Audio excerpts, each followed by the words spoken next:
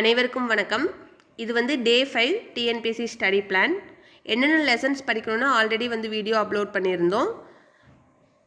அதுக்கான கொஷின்ஸ் தான் வந்து இந்த வீடியோவில் இருக்குது. கேள்விகள் பார்ப்போம். கேள்வி 1, நிதி மசோதாவை எங்கு மட்டுமே கொண்டு வர இயலும்? நிதி மசோதாவை எங்கு மட்டுமே கொண்டு வர இயலும்?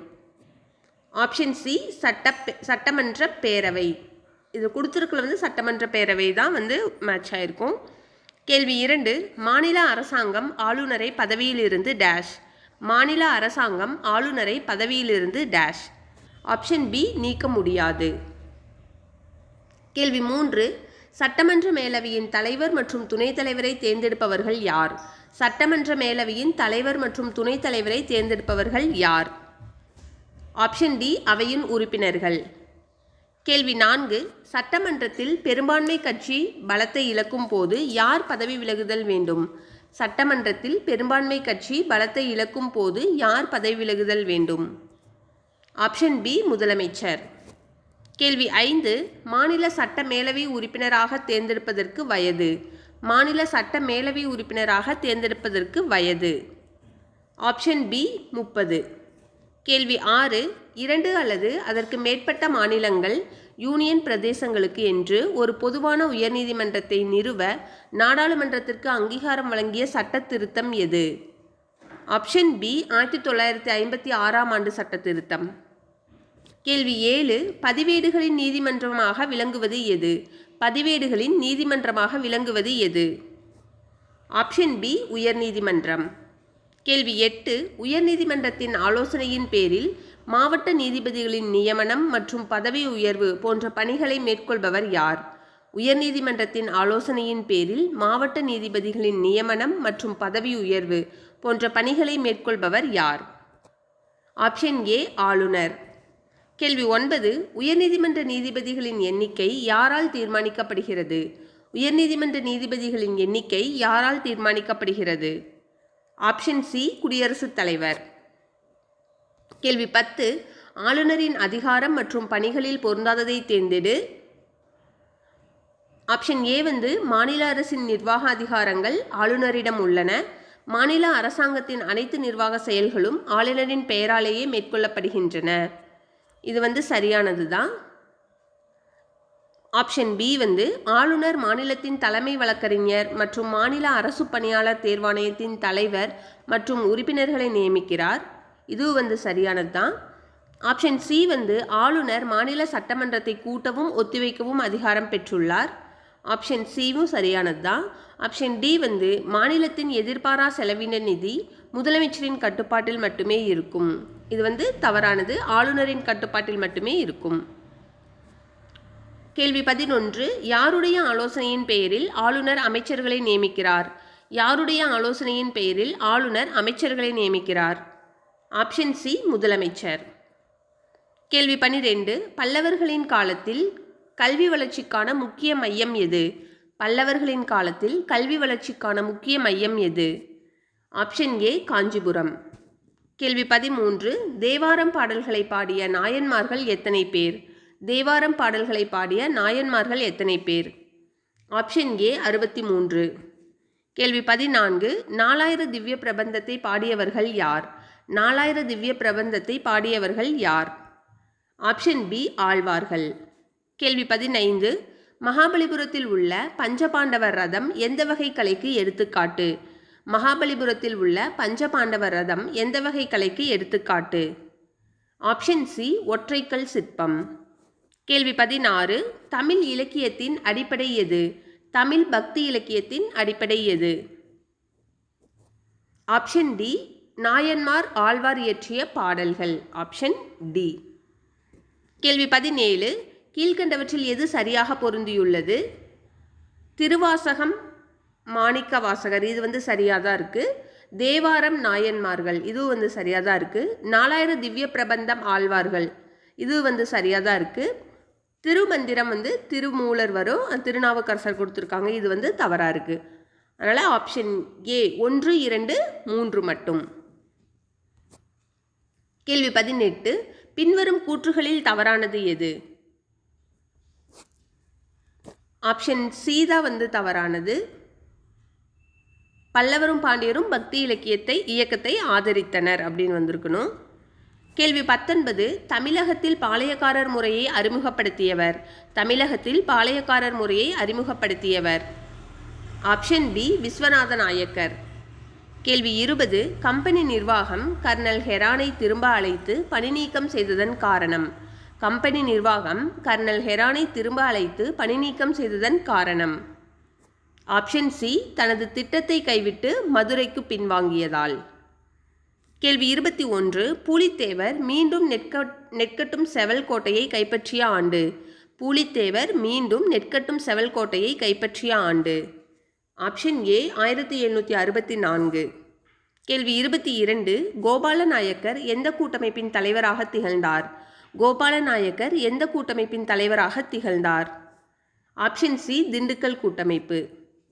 கேள்வி 23 கட்டபொம்மனும் சிவசுப்பிரமணியனாரும் ஆபத்தில் இருந்தபோது கட்டபொம்மன் தப்ப உதவியவர் யார். கட்டபொம்மனும் சிவசுப்பிரமணியனாரும் ஆபத்தில் இருந்தபோது கட்டபொம்மன் தப்ப உதவியவர் யார்.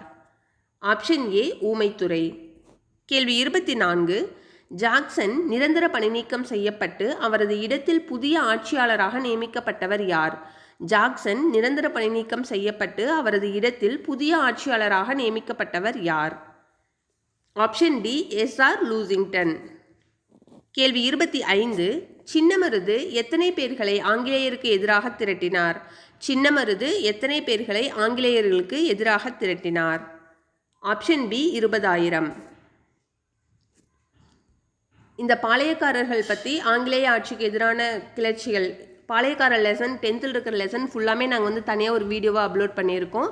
நீங்கள் அந்த லெசன் படிச்சிங்கன்னா தெரியும், லைன் பை லைனாக எல்லா லைனுமே நாங்கள் கொஷினாக எடுத்திருக்கோம்.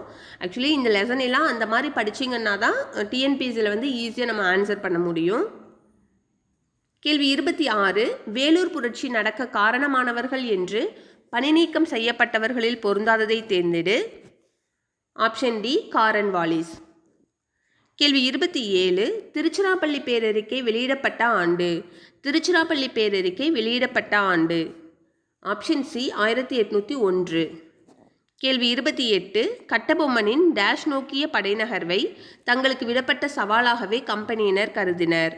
கட்டபொம்மனின் டேஷ் நோக்கிய படைநகர்வை தங்களுக்கு விடப்பட்ட சவாலாகவே கம்பெனியினர் கருதினர். Option C Sivagiri. இந்த மாதிரி கொஷின்ஸ் எல்லாம் ஸ்ட்ரைட்டாக கேட்க மாட்டாங்க. இந்த மாதிரி கொஷின்ஸ் எல்லாம் கூற்று இல்லை 4 ஏபிசிடி கொடுத்துட்டு எது தவறாக இருக்குது, இந்த மாதிரி கொஷின்ஸில் தான் இந்த மாதிரி கேள்விகள்லாம் கேட்பாங்க. ஸோ இது ஒரு சென்டென்ஸாக இருக்குது, இதெல்லாம் ஒரு கேள்வியா அப்படின்லாம் நீங்கள் நினைக்க வேணாம். ஏன்னா கண்டிப்பாக கூற்று காரணம் இந்த மாதிரி கொஷின்ஸில் தான் இந்த மாதிரி இன்ஃபர்மேஷன்ஸ் எல்லாம் கேட்பாங்க. கேள்வி 29 தேசிய வருவாய் அளவிடுவதற்கு பயன்படுத்தப்படும் கருத்துருக்கள். ஆப்ஷன் டி அனைத்தும்.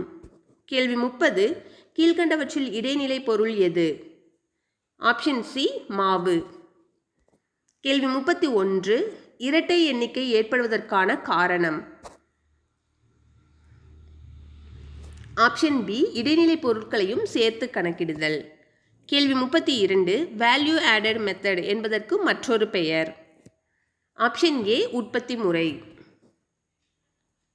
கேள்வி 33 தேசிய வருவாய் கணக்கீட்டில் சேராதது எது. ஆப்ஷன் சி பயன்படுத்தப்பட்ட பழைய பொருட்களின் விற்பனை. கேள்வி 34 காரணி செலவில் நிகர தேசிய வருவாயை பெறுவதற்கு சந்தை விலையில்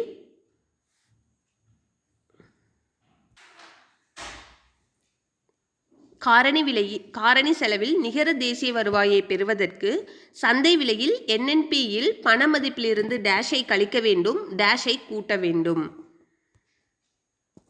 ஆப்ஷன் பி மறைமுக வரியை கழிக்க வேண்டும், மானியத்தை கூட்ட வேண்டும்.